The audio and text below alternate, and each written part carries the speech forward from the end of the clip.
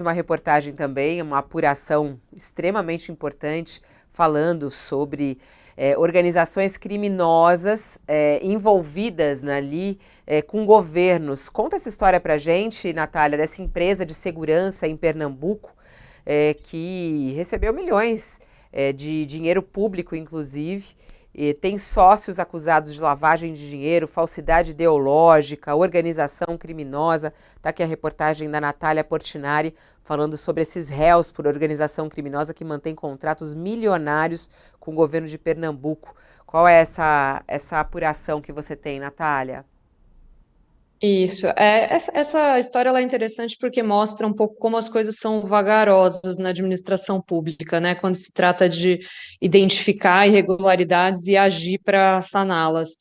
Porque a história basicamente é que há 6 anos, em 2018, houve uma operação da Polícia Federal mostrando que um grupo de empresas que é ligado a um policial militar de Pernambuco tem vários contratos com o governo federal, inclusive, e esses contratos foram todos firmados com base em empresas no nome de laranjas, sendo que o verdadeiro dono dessas empresas é esse policial militar. E esses contratos têm indícios ali primeiro tinham indícios ali de falsificação de documentos, e depois, quando a polícia foi atrás, descobriu um esquema de pagamento de propina mesmo, havia uma espécie de devolução dos valores que eram angariados através dessas licitações para lotéricas ligadas a políticos lá do estado de Pernambuco. E essa empresa, ela não atua só em Pernambuco, ela tem um contrato milionário com a Codevasf, que é um órgão do governo federal, que a gente destaca aí na matéria, e com outros órgãos do governo federal, com outros estados, com outros municípios, e simplesmente, desde que esses fatos vieram à tona, essa empresa continuou atuando normalmente no mercado, né? Então, acho que assim, até uma reflexão interessante, assim, do ponto de vista do direito administrativo mesmo, o que pode ser feito nesse tipo de caso, porque não houve uma condenação, os crimes foram apontados, foram revelados, existem provas contundentes de que o verdadeiro dono dessas empresas, atuou para direcionar licitações, para conseguir propina. Ele é um policial militar que é lotado na Assembleia Legislativa de Pernambuco, ligado ali a políticos importantes do Estado, que ajudavam nesse direcionamento de licitações, né, segundo a investigação da PF, e tudo isso a empresa continua em atuação como se nada tivesse acontecido, inclusive firmando novos contratos, né, com o governo federal. Então, é isso que a gente queria destacar aí na reportagem.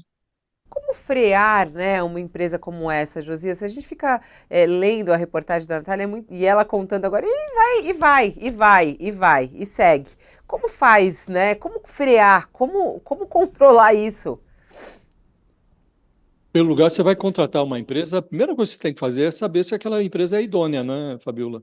Eu, se sou gestor público, estou firmando um contrato, tem uma empresa como essa, cujo dono é um PM que está respondendo a inquérito, com provas muito consistentes de que pagou propina, de que obteve negócios trançados ali nas fronteiras do Estado, negócios irregulares, baseados em empresas com laranja.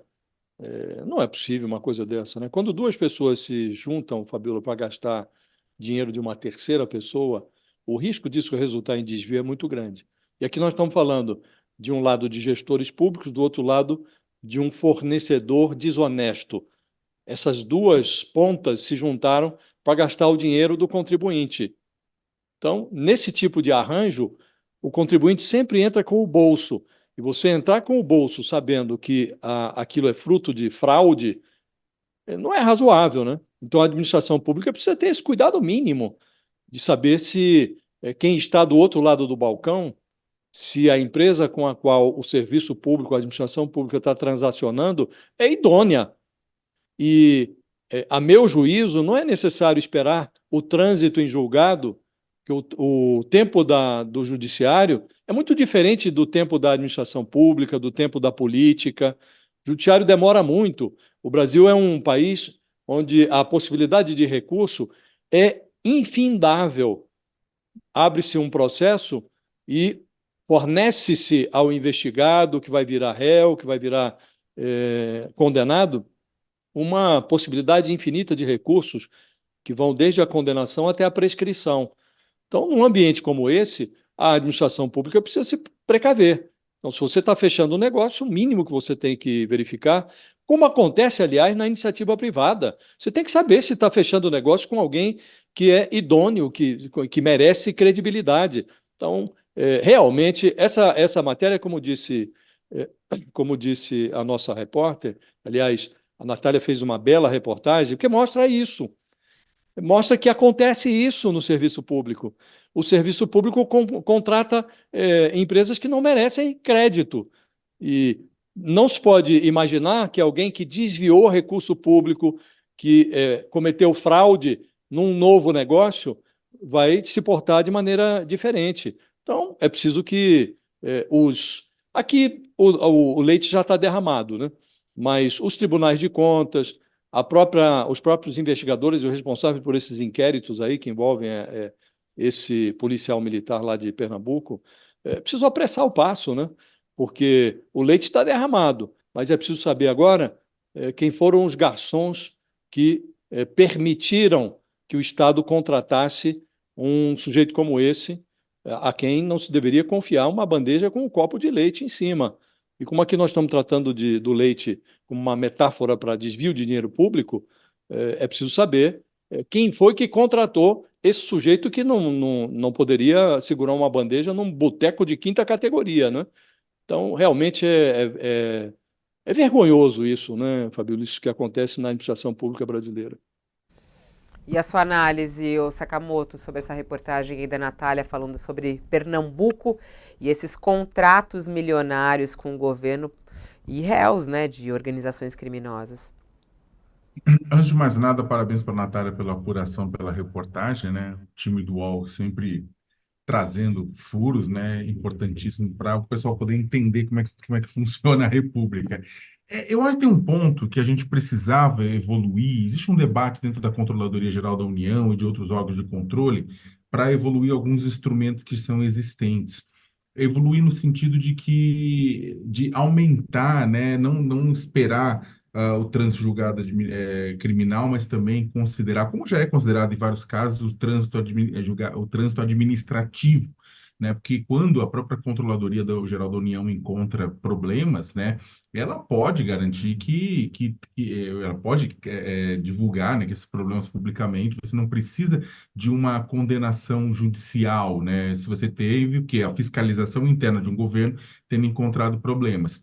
Você tem quatro instrumentos, por exemplo, no mínimo, tem mais do que isso, mas pelo menos quatro que atuam nessa área. A gente tem o cadastro de empresas inidôneas e suspensas, da CGU, que é o 6, né, que atua nessa área. A gente tem o CEPIM, né, que é um cadastro também parecido, mas ele atua, é um cadastro de entidades privadas sem fins lucrativos impedidas de negociar com o Estado, também é uma outra extremamente importante que deve ser checado por qualquer membro de órgão público. Nós temos a própria lista suja do cadastro do trabalho escravo, que é o da cadastro de empregadores responsabilizados por mão de obra análoga de escravo, né?